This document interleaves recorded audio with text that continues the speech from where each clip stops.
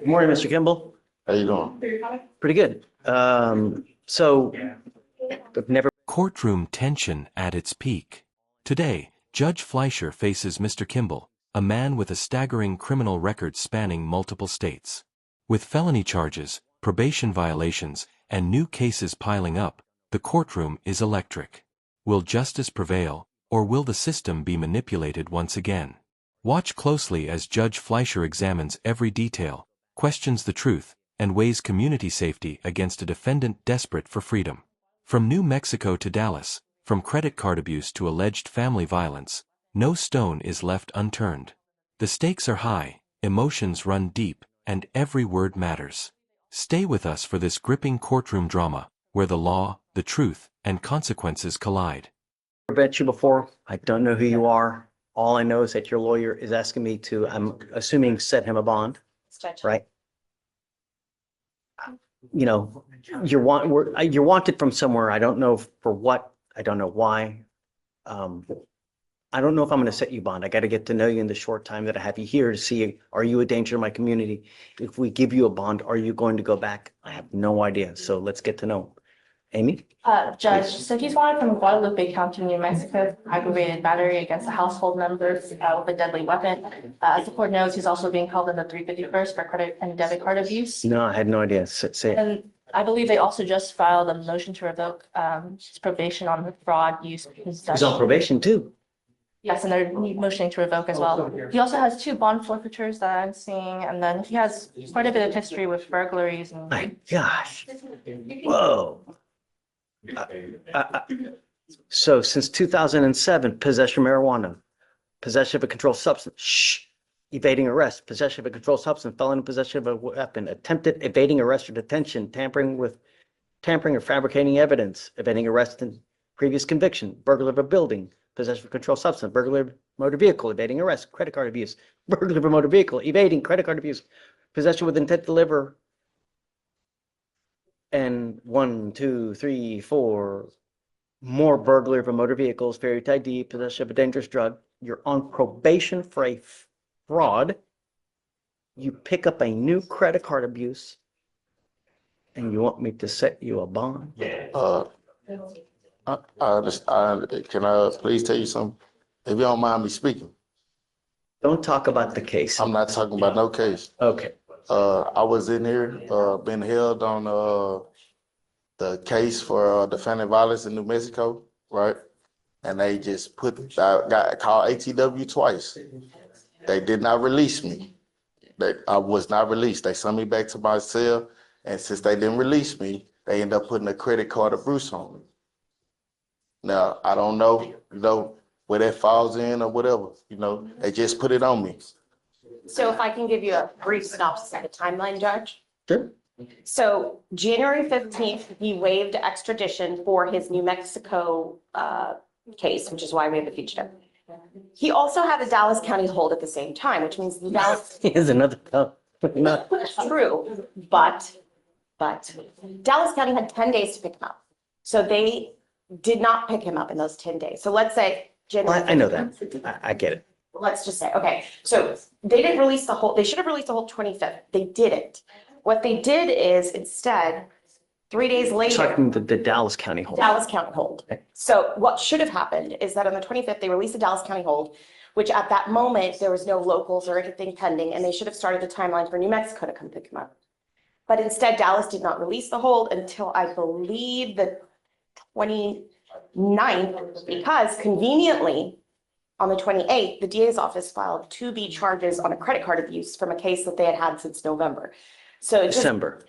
I see here, December 22nd, 2024. I'm sorry, from December. You're right. So it just seemed like the timeline expired. I believe Mr. Kimble's just really upset because if it should have worked like it should have worked, then, why did they release the hold in time? Why didn't the DA's office file it? It just seems like they're sort of dragging it along.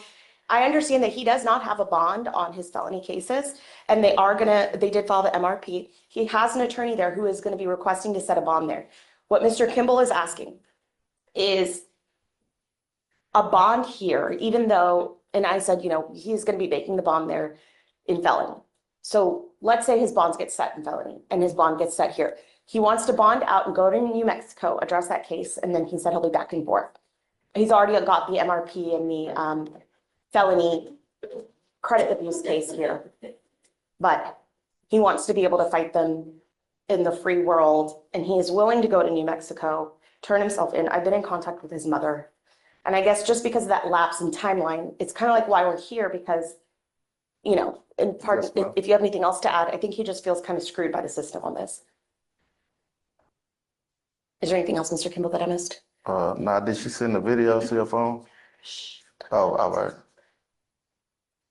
In 2023 alone, Mr. Kimmel, you have 1, 2, 3, 4, 5, 6.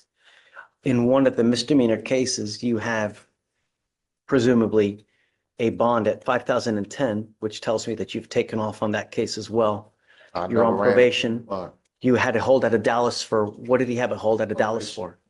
violation. Out of Dallas. You're hopscotching with the states with the criminality, No, man. I I got can't. on, look, I had all the cases together and they gave me probation in Houston and Dallas. See, that's what you don't know. They dismissed a bunch of them cases has been dismissed. And I've been to trial twice. A bunch of them cases has been expunged on that record right there that you're saying. You know what I'm saying? But they gave me probation in Dallas and Houston. Dallas supposed to transfer my probation to Houston. They did not transfer my probation to Houston. That's how I get a violation in Dallas. I never violated by kissing any new case. The only time I caught a case is when for the New Mexico, say something happened in a family violence 2024. I never even been to New Mexico. The girl wrote a statement on me saying that I violated whatever. I understand. I know I don't supposed to tell you nothing, but I got videos. She's saying everything that she said is a lie. I don't even supposed to be having a case for I wouldn't even supposed to come to jail for that case. She has the videos in her phone. She can show you. She's showing her ID, everything, made in a whole statement saying that everything that she said to me in New Mexico is a lie, bro. I'm just dry getting hold for this case. We really, I understand it. it doesn't matter. Yes, sir. I understand it. It seems to me, Yes, sir. you get out, you pick up a new case. You were out, you just picked up a new credit card abuse 2 weeks ago. December 22nd, I mean, maybe 3 weeks ago, you just picked up another case. You're on probation in Houston, you're on probation in Dallas, Sir. you got an open case in New Mexico. Yes, sir. I can't possibly give you a bond, Mr. Kimble. You know, I think that I need to protect my community. And if I give you a bond, I'm scared that something else is going to happen. I don't want you to pick up a 6th or 7th case, you know? I ain't pick up a case. I came to jail for a case a year ago for New Mexico. I was already Just on probation. picked up. No, they just put Credit a card. case on me while I was in Nah. custody. I didn't never get caught for anything. They just put a case on me while I've been in custody right now. This time, waiting on New Mexico and Dallas to come get me. They just put this case on me. They just put this on me. I want to make sure that there are no more new cases get on you anymore. I'm not going to give you a bond because, Mr. Kimble, you scare me. You know, you do. I never had an aggravated case. I never had an aggravated case in my life. You see my record. I never had an aggravated case. I don't see, the Period. only thing I see I'm is saying Harris. everything you're saying. I never had an aggravated case out of Harris County, Dallas, anywhere in Texas, ever. Ever. I believe you, but it's just way too much baggage, dude. Way too much. But I'm saying you can't just set a bond on the case. And when I go to court, you know what I'm saying? I talk to my other judge. She give me a bond on them cases or whatever, where I can go handle everything that I need to handle so I can get out and be with my kids. You know what I'm saying? Because if I don't, so say if they do set the bond when I go to court, because he's going to give me a court date in like a week or two. I'm going to go to court. They're going to set a bond for me. So they set a bond. Now I got to come back to your courtroom again for you to say, oh, well, I'm not going to give you a bond or whatever. They got 14 days to come get me. When actually I really supposed to already been gone to either Dallas or New Mexico because they called me ATW twice and they said they was not going to come get me.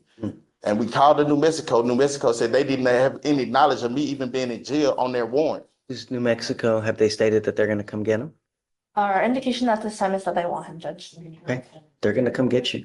You know, the problem is that 14 days is told because you've not made bond on those cases upstairs. Once you do make bond at that point, that will get the 14 days for New Mexico to come get you.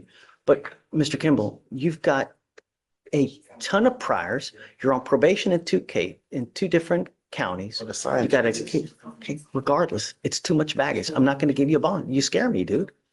That's it. Really. You know, sometimes the bill comes due. Now is that time. It's not going to happen anymore. Okay, thanks. Wow. What an intense hearing. Judge Fleischer once again showcases her sharp judgment, dissecting every detail of Mr. Kimble's complicated criminal history. If you love following real courtroom drama, stay connected with Final Word Court. Don't forget to subscribe to our channel for more gripping legal battles. Hit the like button if you enjoyed this hearing, and share it with friends who love true crime stories. Comment below and let us know your thoughts. Do you think justice was served? Thank you for watching, and remember, Final Word Court always brings you the most powerful courtroom moments.